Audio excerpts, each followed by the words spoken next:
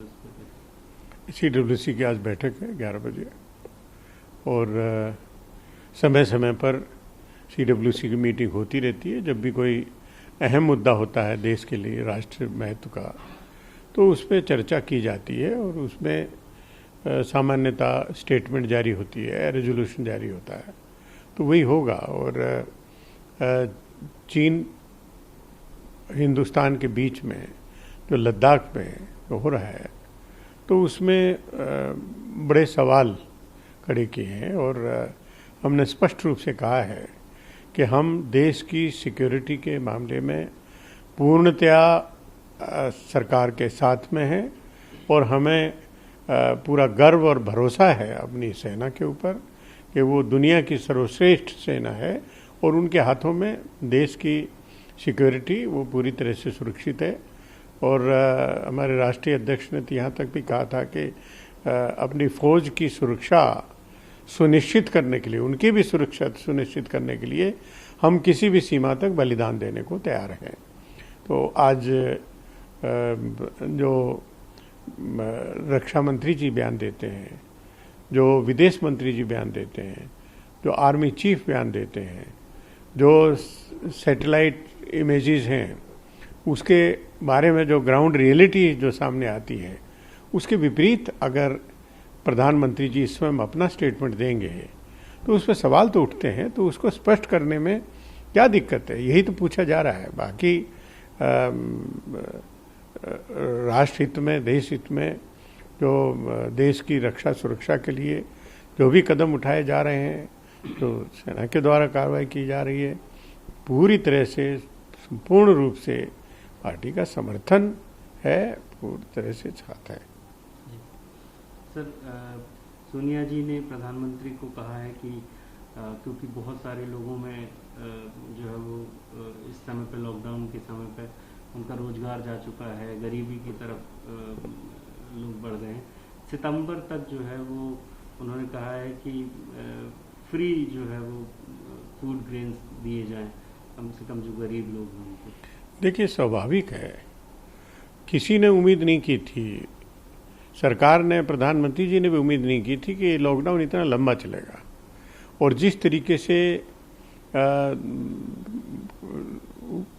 मामलों की, संक्रमण की केसेस आ रहे हैं, तो उसी से लगता है कि अभी पीक नहीं आया और अभी और जाने की संभावना है और कितने दिन तक ये चलेगा इसका भी कोई अंदाज नहीं है।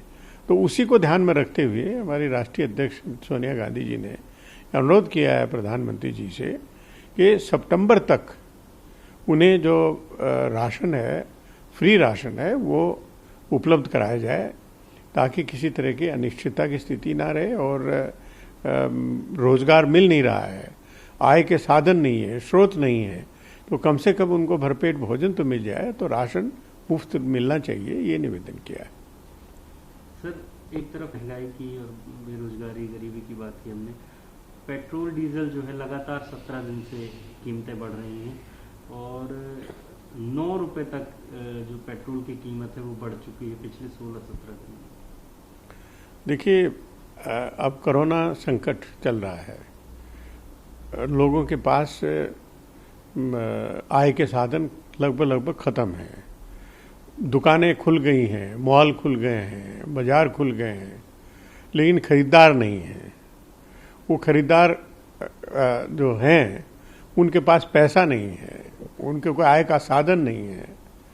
जो कांग्रेस पार्टी के द्वारा सुझाव दिया गया था कि लगभग 50% जनसंख्या को पैसा दीजिए, सीधा पैसा दीजिए, और ये अकेले हमारा सुझाव नहीं है, विशेषज्ञों की राय है, तो अमेरिका में, कनाडा में वो उस काम को किया गया है।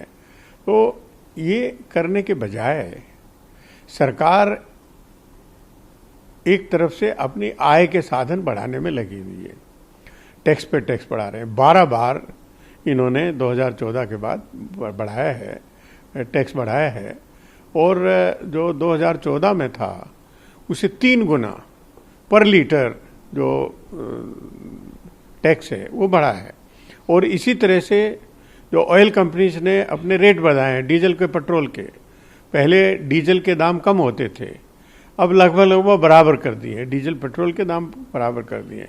और अभी 13-14 दिन के अंदर 9 रुपये डीजल के ऊपर और 8 रुपये से ज़्यादा वो पेट्रोल के ऊपर दाम बढ़ाए हैं। तो ये ज़रूरत तो इस बात की थी कि जनता के ऊपर सरकार बोझ ना डाले, बल्कि उनको सहायता दें। सहायता देना दूर रहा, उनके ऊपर बोझ पर बोझ डाले जा रहे हैं। इसमें आम जनता बुरी तरह से प्रभावित हो रही है। एग्रीकल्चर सेक्टर प्रभावित होगा, ट्रांसपोर्ट सेक्टर प्रभावित होगा। ट्रांसपोर्ट सेक्टर प्रभावित होगा तो हर चीज़ के दाम बढ़ेंगे। तो इसका विशियस सर्कल जो शुरू किया है सरकार ने, वो अंदाज इनको नहीं लग रहा है कि इसके क्या दुष्परिणाम होंगे। सर, जगन्नाथ यात्रा सुप्रीम कोर्ट ने परमिशन दे दी है और वहाँ पे कंडीशंस लगाई हैं कि 500 लोग यात्रा में मौजूद होंगे और तीनों रथ के बीच में एक समय डिक्लेयर किया है और कर्फ्यू रहेगा। ताकि देखिए, ऑनरेबल सुप्रीम कोर्ट ने लॉकडाउन और कोरोना वायरस को, संक्रमण को ध्यान में रखते हुए निर्णय दिया कि जगन्नाथ यात्रा इस साल नहीं होगी, प्रतिबंध लगा। लेकिन लोगों ने दलील रखी कि ये एक धार्मिक व्यवस्था है और उसमें व्यवधान डालना किसी तरह उचित नहीं है। तो उसको सुप्रीम कोर्ट ने रिव्यू किया और पुराना आदेश अपना वापस लिया और नया आदेश जारी किया कि इसको परमिशन है, लेकिन शर्तें हैं। और शर्तें काफ़ी सख्त हैं कि 500 से ज़्यादा लोग उस यात्रा में नहीं सम्मिलित होंगे और सभी का कोरोना टेस्ट होगा, सोशल डिस्टेंसिंग मेंटेन की जाएगी, बाकी लोग नहीं आएंगे। उसको मद्देनज़र रखते हुए उड़ीसा सरकार ने वहाँ पर कर्फ्यू लगाया है और उसकी व्यवस्था कर रही है। सुप्रीम कोर्ट ने स्पष्ट रूप से कहा कि केंद्र सरकार, राज्य सरकार और टेम्पल ट्रस्ट वो आपस में समन्वय करके और इसको व्यवस्था को करें, और आज वो हो रहा है। हमें खुशी है इस बात की।